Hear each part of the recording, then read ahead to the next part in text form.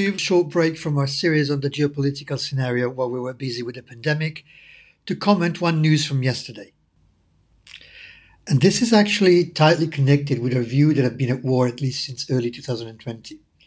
And for those of you who have not watched the first video of the series, I invite you to do so.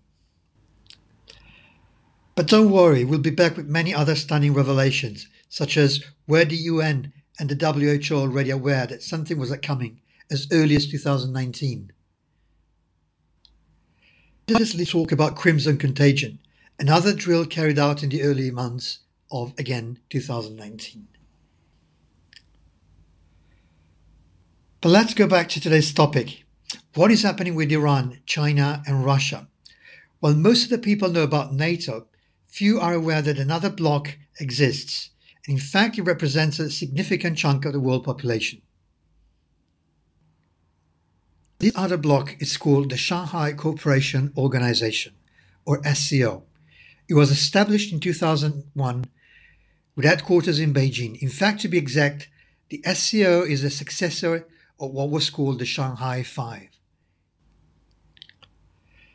The Shanghai Five was a security agreement signed in 1996 between China, Russia, Uzbekistan, Kazakhstan, Kyrgyzstan, and Tajikistan. And by the way, take a look at the current members. Impressive, huh? They represent 40% of the world population. And by the way, the US applied as an observer, but was rejected in 2005. SCO carries out the joint military exercises, like this one, held in Russia in 2021. Or this one, in 2016, which is the first official exercise to be held. Now, if you zoom out and look at what happened in the past couple of decades, again, you will start to find a pattern from an historical perspective. Now, we've seen that India is part of the SCO. India's position is a bit tricky because while they're part of the SCO, in recent years, they've become also a member of another alliance called Quad, or Quadrilateral Security Dialogue.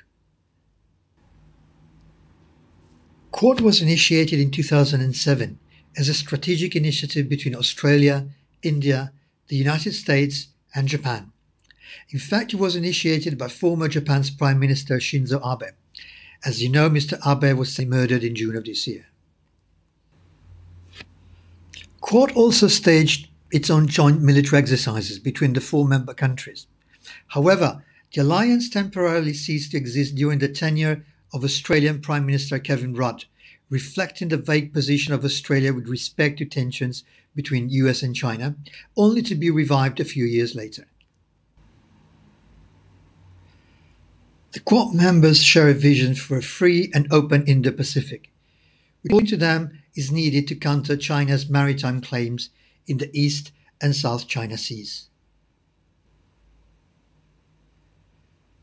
Again, going back where we started, if you haven't done it yet, take a look at our first video or watch it again. Iran may be where all this started in early 2020. Iran is one of the top oil producers, but because of the sanctions now it cannot sell to Western countries.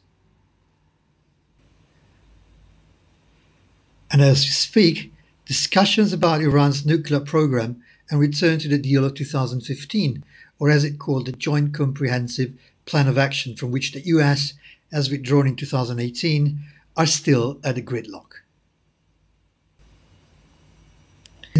Iran getting closer to China and Russia than it is already has a lot of ramifications in terms of geopolitics and economics.